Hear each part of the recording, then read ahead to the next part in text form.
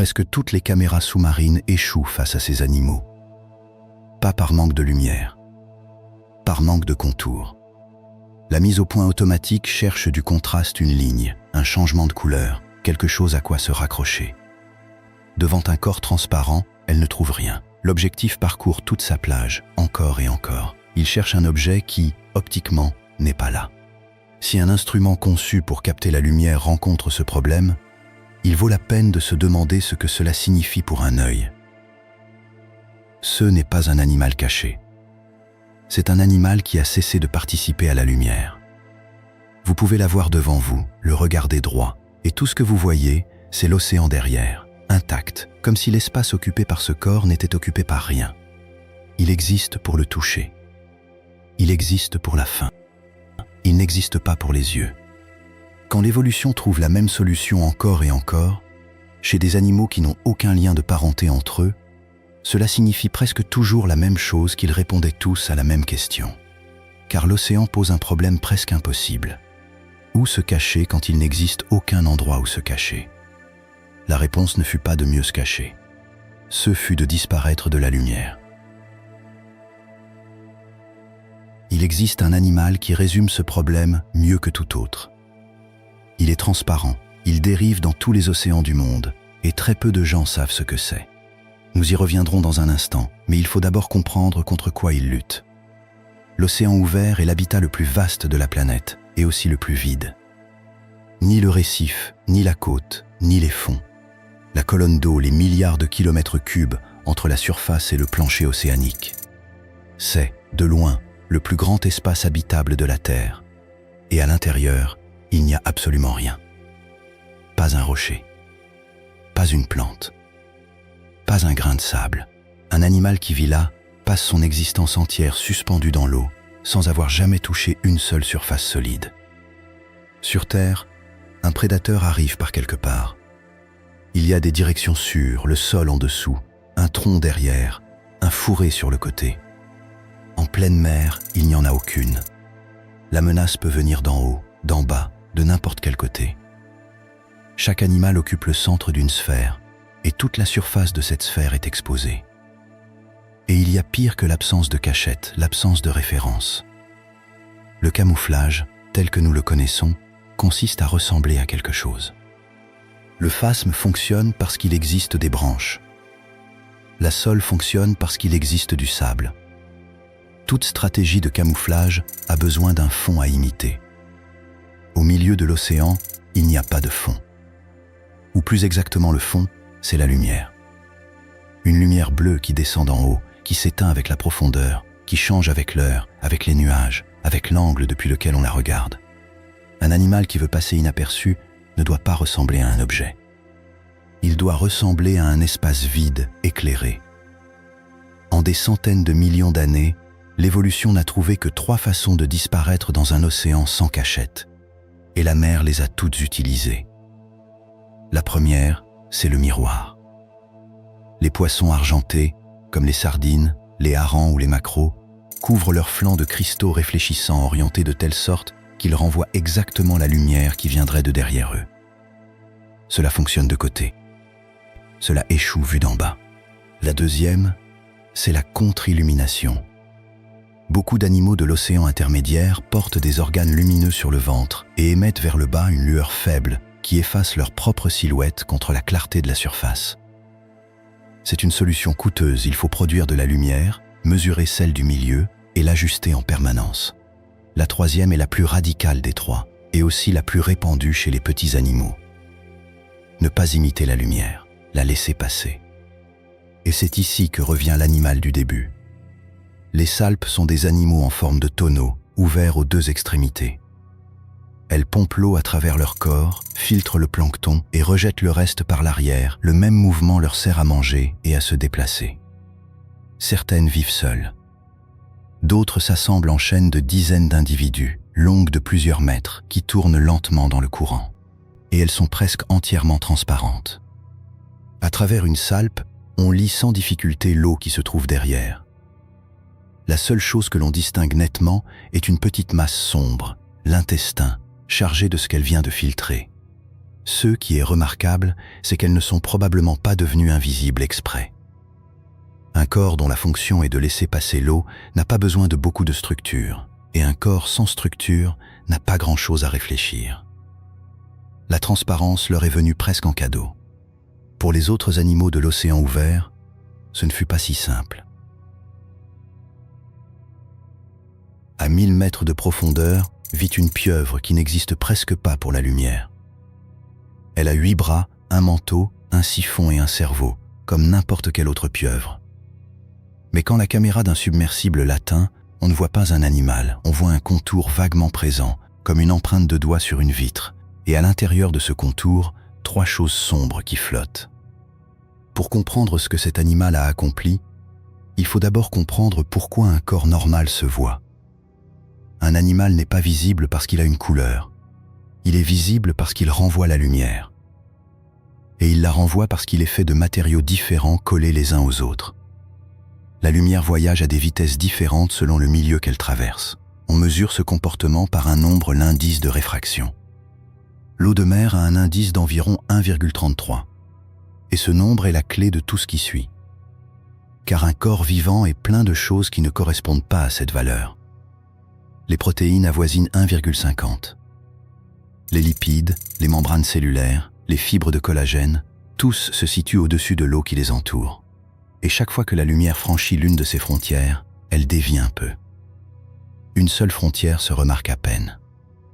C'est la cuillère brisée dans un verre d'eau, la lumière a changé de direction en passant de l'eau à l'air. Un seul angle, un effet minuscule. Le problème, c'est la quantité. 1 mm3 de tissu contient des millions de cellules. Chacune a une membrane et à l'intérieur un noyau, des mitochondries, des gouttelettes de graisse, des filaments. Chaque structure est une surface de plus où la lumière dévie. Un photon qui entre par un côté d'un doigt ne le traverse pas, il rebondit des milliers de fois, ressort là où il ne devrait pas. Et ce qui parvient à un œil est un fouillis de lumière renvoyé dans toutes les directions. C'est ce que nous appelons être opaque. Pas un mur, un labyrinthe. Et presque rien de tout cela n'a à voir avec la couleur, ce qui rend un animal visible. Ce n'est pas la lumière qu'il retient, mais ce qu'il fait à celle qu'il laisse sortir. Et voici le véritable problème, il ne suffit pas d'éliminer quelques frontières. La diffusion fonctionne par accumulation. Un tissu transparent à 99% de son volume reste parfaitement visible si le pourcent restant est réparti partout. Pour disparaître vraiment, un animal doit égaler l'indice de réfraction de l'eau à toutes les échelles à la fois. Dans le tissu, dans la cellule, à l'intérieur de la cellule. Il y a 3 manières d'y parvenir, et aucune n'est confortable. La première est de substituer. Remplacer le tissu par de l'eau jusqu'à ce que le corps soit, pour l'essentiel, la même matière que ce qui l'entoure. Les animaux gélatineux ont fait cela des corps avec 9 parts d'eau pour une part de tout le reste. Si l'intérieur d'un animal est déjà de l'eau, la lumière qui entre remarque à peine qu'elle est entrée quelque part. La deuxième est d'ordonner. Si le matériau dense ne peut être éliminé, il peut être disposé avec une telle régularité que la lumière diffusée par une fibre s'annule avec celle de sa voisine. C'est ce que fait la cornée de votre œil, le seul tissu transparent que fabrique un mammifère. Des fibres de collagène séparées par des distances plus petites que la longueur d'onde de la lumière, ordonnées comme un cristal. La troisième est de réduire. Certains organes n'admettent aucune des 2 solutions précédentes. Un estomac doit digérer. Un cerveau doit conduire des signaux. Ces pièces ne peuvent être ni remplies d'eau ni ordonnées comme un cristal, elles cesseraient de fonctionner. Tout ce qu'on peut faire, c'est les rétrécir au minimum viable et les tasser en un seul point du corps. La logique est astucieuse. Un organe opaque, réparti dans tout l'animal, le trahit tout entier. Le même organe concentré en un point laisse le reste du corps propre et transforme l'animal en une petite tache flottant au milieu de rien, bien plus difficile à identifier comme de la nourriture. Et nous pouvons maintenant revenir à l'animal du début, car il applique les 3 à la fois. La pieuvre de verre vit entre 200 et 1000 mètres de profondeur. Ses bras se distinguent à peine dans l'eau. Son manteau ne projette pas d'ombre. Une pieuvre des eaux peu profondes est une masse de muscles compacts et de peau remplie de cellules pigmentaires, l'un des tissus les plus opaques du règne animal. Celle-ci a parcouru le chemin inverse jusqu'au bout. Et ces 3 choses sombres qui flottaient dans son contour sont le tube digestif et 2 rectangles noirs ses yeux. Ce dernier détail est le plus éloquent de tout l'animal. Une pieuvre de verre a réussi à rendre transparent le muscle, la peau, les bras, le système nerveux. Tout, sauf la partie qui lui sert à voir. Et ce n'est pas une négligence de l'évolution, c'est une impossibilité. Un œil fonctionne en capturant des photons, et pour les capturer, il lui faut des pigments qui les absorbent. Un pigment qui absorbe la lumière est, par définition, sombre. Un œil transparent serait un œil qui laisse passer la lumière sans l'enregistrer un œil aveugle. Ainsi, tout animal invisible de l'océan affronte le même marché. Il peut disparaître complètement et devenir aveugle, ou il peut voir et conserver une tache sombre qui le trahit. Et c'est là que commence le vrai problème de l'invisibilité. L'invisibilité ne s'hérite pas, elle s'achète. Et il existe un animal qui en a payé le prix complet. Les anguilles ne naissent pas en forme d'anguille. Elles naissent en forme de lame. La larve leptocéphale a la forme d'une feuille. Plate, transparente, elle peut dériver des mois, parfois des années, en pleine mer avant de devenir autre chose. On ne distingue d'elle que 2 détails, un œil et une fine ligne le long de son bord inférieur, l'intestin. Son intérieur n'est pas du muscle. C'est un gel. Une matrice de molécules appelée glycosaminoglycane qui occupe plus de 90% du corps et ne contient presque aucune cellule. Il n'y a pas de masse pour disperser la lumière parce que, au sens strict, il n'y a presque pas de tissu. Ce gel résout plusieurs problèmes à la fois. Il donne du volume sans donner de densité. Il soutient la forme de feuilles sans squelette. Et il règle la flottabilité, de sorte que la larve se maintient dans la colonne d'eau sans dépenser d'énergie à nager. Mais pour en arriver là, elle a dû renoncer à presque tout ce qui définit un poisson. La première chose qu'elle a cédée, c'est le sang. Les globules rouges sont l'un des objets les plus opaques que fabrique un vertébré. L'hémoglobine existe pour capturer l'oxygène, et une molécule qui capture ne laisse pas passer la lumière. Un seul vaisseau sanguin parcourant un corps transparent en fait une créature avec une ligne rouge tracée d'un bout à l'autre. La leptocéphale n'en a pas, et il faut mesurer ce renoncement, car l'hémoglobine multiplie par dizaines l'oxygène que transporte un litre de sang. C'est l'une des inventions les plus rentables de l'histoire des vertébrés. Sans elle, ni poisson rapide, ni oiseau, ni nous. L'abandonner n'est pas un ajustement mineur. C'est reculer vers une façon de vivre antérieure à presque tout. Et ce renoncement en entraîne un autre. Sans transport actif de l'oxygène, celui-ci ne peut entrer que par diffusion, en traversant la peau et en atteignant chaque cellule par ses propres moyens. La diffusion est lente et de courte portée, elle vaut pour des millimètres, pas pour des centimètres. D'où la forme de feuille. La larve est extrêmement fine parce qu'elle n'a pas le choix. Un corps transparent, épais, s'asphyxierait de l'intérieur. Ensuite est venu le muscle.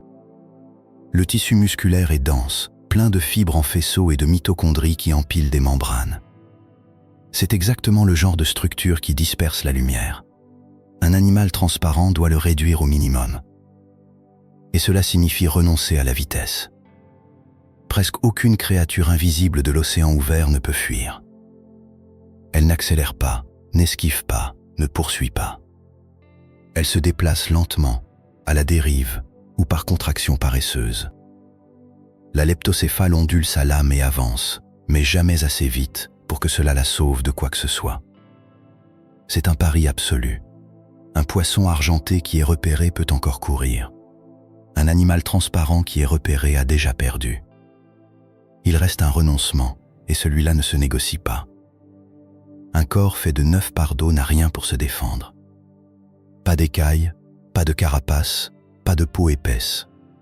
Beaucoup de ces animaux se brisent simplement au contact, et une grande partie des leptocéphales capturés dans les filets arrivent détruites. La qualité même qui les rend invisibles les rend incapables de résister à quoi que ce soit.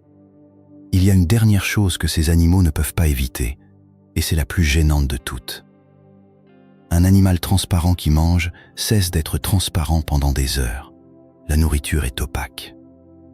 Ce qu'il vient d'avaler flotte à l'intérieur de lui, bien visible, signalant sa position avec précision.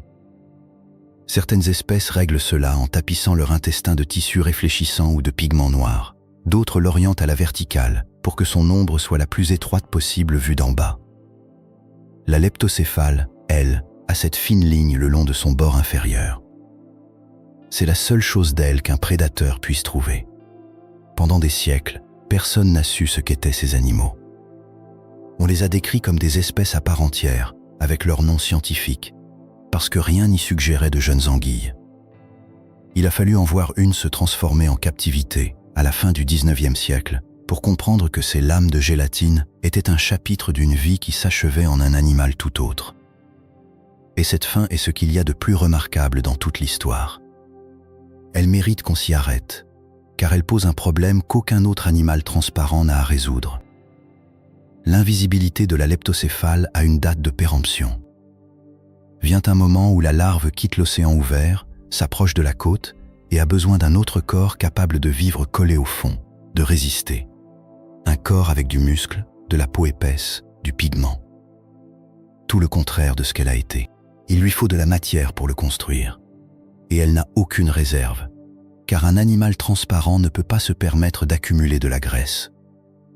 Ce qu'elle fait alors est difficile à surpasser. Elle démonte le gel. Cette matrice qui l'a maintenue invisible pendant toute son enfance se décompose et se transforme en sucre. Et ce sucre finance le corps opaque de l'adulte, le muscle qu'elle ne pouvait pas avoir, la peau qu'elle ne pouvait pas se permettre, le pigment qui l'aurait trahi. Rien ne se perd. L'invisibilité, qui pendant des années fut la seule chose qui la maintenait en vie, se révèle être aussi le garde-manger qui lui permet de cesser d'en avoir besoin. Elle fut invisible tant qu'elle put se le permettre. Et quand elle n'en eut plus besoin, elle mangea sa propre invisibilité. Aucun animal transparent ne l'est complètement. Et les prédateurs de l'océan ouvert passent des millions d'années à apprendre exactement où se trouve la faille. Dans la zone crépusculaire vit un calmar qui a dû les colmater presque toutes. Son corps est un tube de verre suspendu dans l'eau sombre, et pour rester là, il a fallu résoudre, un par un, les trous que nous allons voir maintenant. Le premier, c'est l'ombre. Un corps transparent laisse passer presque toute la lumière qui le traverse. Mais presque, ce n'est pas tout. Une fraction reste en chemin, absorbée par une molécule ou déviée par une membrane. Cette perte est minuscule, quelques pourcents, et dans tout autre contexte, elle ne signifierait rien. Dans l'océan intermédiaire, elle signifie la différence entre vivre et ne pas vivre. Car un prédateur situé en dessous regarde vers le haut et voit un fond uniforme, la clarté bleue qui descend de la surface, identique dans toutes les directions. Sur ce fond, un animal transparent n'apparaît pas comme une silhouette. Il apparaît comme une zone légèrement plus terne. Une tache d'eau un peu moins lumineuse que l'eau d'à côté. Et il existe des yeux construits précisément pour cela. Des yeux orientés vers le haut, avec des rétines spécialisées dans la comparaison de points voisins. Ils ne cherchent pas des formes, ils ne cherchent pas des couleurs. Ils cherchent que quelqu'un salisse le plafond éclairé de l'océan. C'est une façon de chasser qui n'a aucun équivalent sur la terre ferme. Mais l'ombre n'est pas la seule chose. Tout corps, aussi vide soit-il à l'intérieur, possède une surface. Et sur cette surface, l'indice de réfraction change, même légèrement. Un petit changement renvoie peu de lumière. Mais il en renvoie. De jour, avec le soleil haut, cet éclat apparaît et disparaît selon les mouvements de l'animal. La nuit, ou à 500 mètres, le problème est pire, les prédateurs des profondeurs portent leur propre lanterne. Ils allument un organe lumineux, balaient l'eau devant eux, et toute surface qui réfléchit quelque chose s'illumine. Un animal transparent éclairé d'un coup ne ressemble pas à un animal. Il ressemble à un verre en cristal sur une table sombre. Le corps reste invisible. Ce qui brille, c'est le bord. Et puis il y a la liste des organes qu'on n'a jamais pu éliminer. L'œil, avec son pigment obligatoire. L'intestin, avec le dernier repas dedans. Les gonades, qui deviennent opaques en mûrissant. Et les statocystes, ces grains de minéral qui servent à savoir quelle direction est le haut petit, dense, impossible à alléger. Un animal invisible n'est donc pas un trou parfait dans l'eau. C'est 3 ou 4 points sombres en suspension, séparés par du vide. Et il se produit alors quelque chose que l'évolution n'avait pas prévu. Ces points forment un motif. Un œil, un tube, 2 grains. Toujours dans la même disposition, toujours à la même distance les uns des autres. Un prédateur qui a appris ce motif n'a pas besoin de voir le corps de l'animal, il lui suffit de reconnaître la constellation. L'invisibilité devient alors un problème d'arithmétique. Il ne s'agit pas de disparaître, mais de laisser si peu d'indices qu'aucune combinaison ne soit identifiable. Reste une dernière faille, et c'est celle que nous imaginons le moins, car nos yeux ne la voient pas. La lumière qui traverse un tissu ne s'atténue pas seulement. Elle change aussi de polarisation, l'orientation du plan dans lequel elle vibre. Pour nous, ce changement n'existe pas, mais beaucoup de crustacés et de céphalopodes possèdent une vision polarisée, et pour eux, un animal transparent n'est pas un espace vide, c'est une zone de l'eau dotée d'une texture différente. Comme une empreinte sur une vitre propre. 4 trous. Et face à chacun, l'évolution a improvisé une rustine. Le calmar dont nous parlions vit entre 200 et 1000 mètres de profondeur. Sa peau conserve les sacs de pigments que possèdent tous les céphalopodes, sauf qu'il les garde fermés. La machinerie de la couleur est toujours là, éteinte, disponible si un jour cela l'arrange. Son premier problème était de rester à flot. Un animal à la musculature réduite ne peut pas nager sans arrêt pour ne pas couler. Sa solution fut de remplir une grande cavité interne d'ammonium, un composé plus léger que l'eau de mer.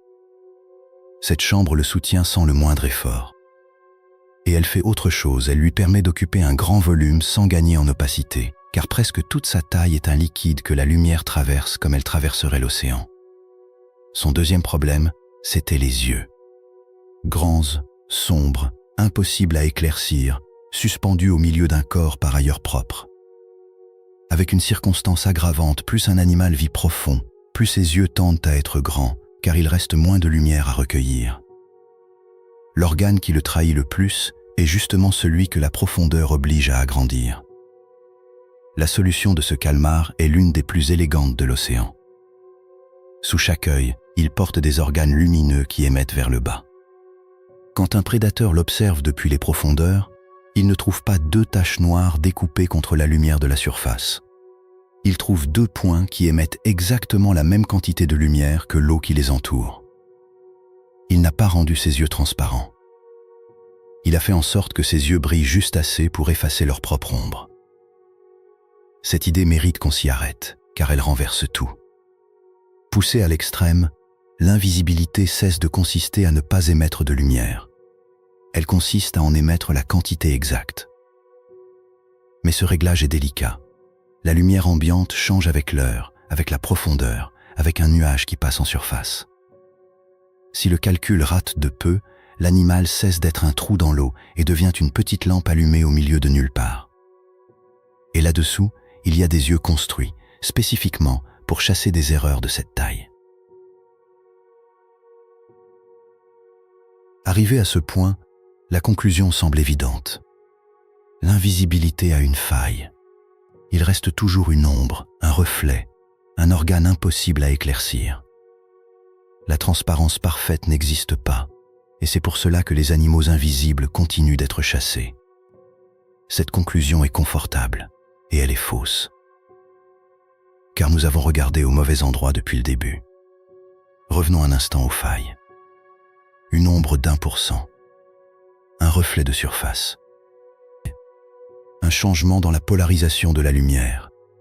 Aucune de ces choses ne trahit qui que ce soit à elle seule. Une ombre aussi ténue n'est un indice que s'il existe un œil orienté vers le haut, capable de comparer des clartés presque identiques. Un reflet n'est un indice que si quelqu'un allume une lanterne biologique dans l'obscurité.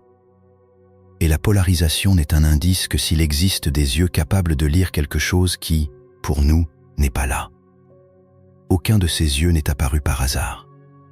Chacun a coûté des millions d'années de perfectionnement, génération après génération, dirigé contre un problème très précis, trouver des animaux devenus invisibles. Les failles de l'invisibilité ne sont donc pas des défauts de l'animal. Ce sont des traces, et une trace ne signifie rien si personne n'est prêt à la suivre. Et voilà le renversement de toute cette histoire.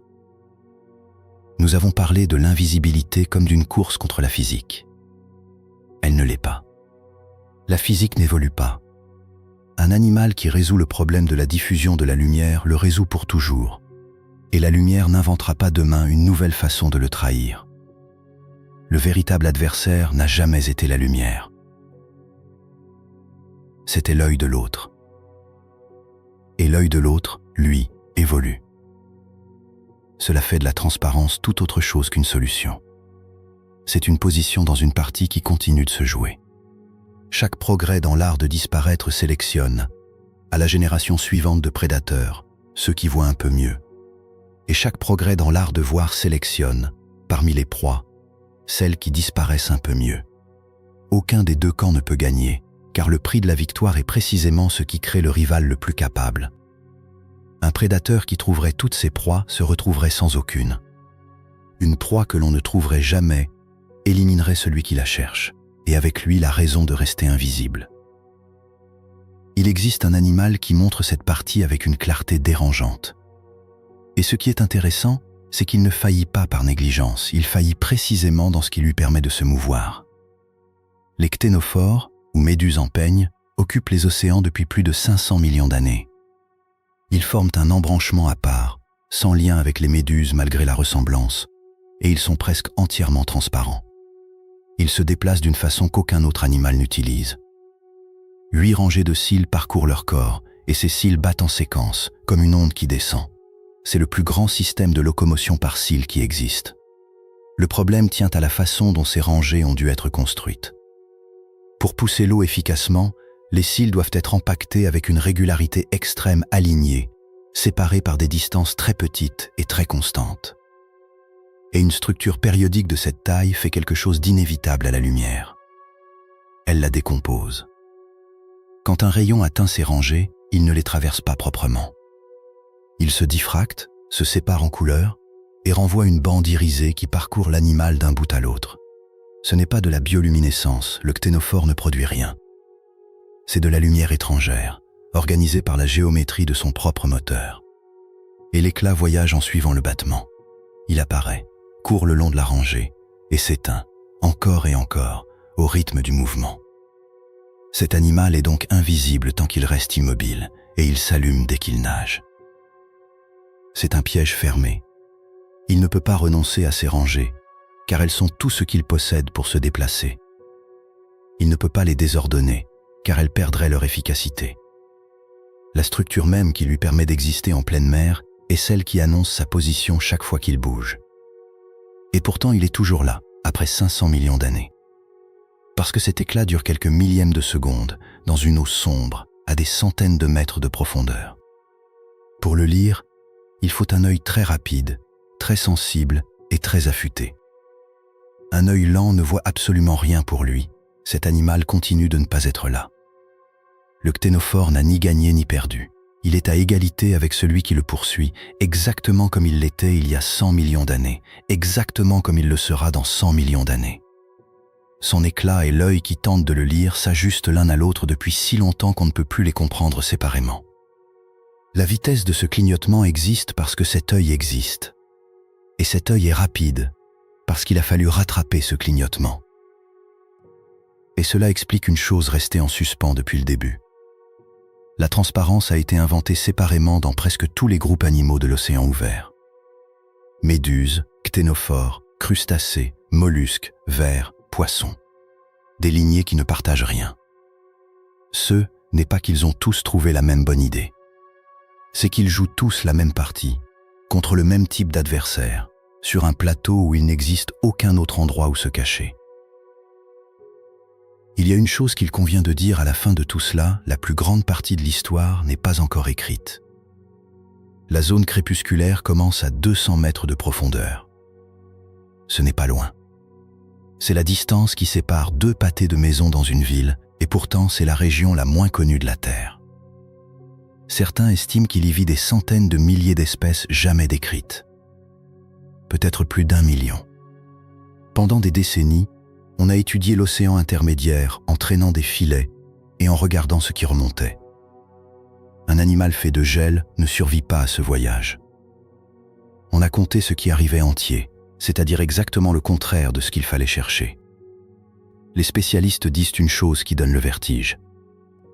Qu'il existe probablement un représentant transparent dans chacun des grands groupes animaux de l'océan intermédiaire. Non parce qu'ils les ont tous trouvés, mais parce que, chaque fois qu'on a regardé avec le bon instrument, il en est apparu un. La vie la plus abondante de la planète reste, en grande partie, celle qu'on n'a pas encore vue. Et le peu qu'on a réussi à voir enseigne déjà des choses. Quand des chercheurs ont placé sous le microscope électronique la surface de certains crustacés de l'océan intermédiaire, quelque chose d'inattendu est apparu, une couche de sphères minuscules, plus petite que la longueur d'onde de la lumière, recouvrant le corps entier. Elles n'annulent pas le reflet, elles font quelque chose de plus élégant. Elles transforment la frontière brutale entre l'eau et l'animal en une pente douce. Et une pente ne réfléchit pas. Les calculs indiquent que ce revêtement peut réduire le reflet jusqu'à 250 fois. C'est mieux que presque toutes les couches anti-reflets de l'industrie optique, et cela fonctionne sous tous les angles, parce que la vie de cet animal dépendait de ce qu'aucun œil ne le regarde du mauvais angle. Le détail le plus beau, c'est d'où semblent venir ces sphères. Tout indique que ce sont des bactéries vivantes, installées sur l'animal, formant une couche optique fonctionnelle. Ces crustacés ne fabriquent pas leur invisibilité.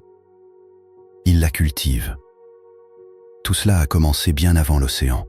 Cela a commencé quand la lumière existait et que personne ne la regardait des milliards d'années d'univers éclairé sans un seul œil à l'intérieur. La vue est arrivée tard, et avec elle est arrivée, pour la première fois, la possibilité d'être vue. Ce que ces animaux ont fait, c'est rendre une partie du monde à cette condition antérieure, à cet état où la lumière traversait les choses sans que les choses signifient rien. Et c'est peut-être cela le plus beau, l'invisibilité n'est pas une disparition, mais un retour.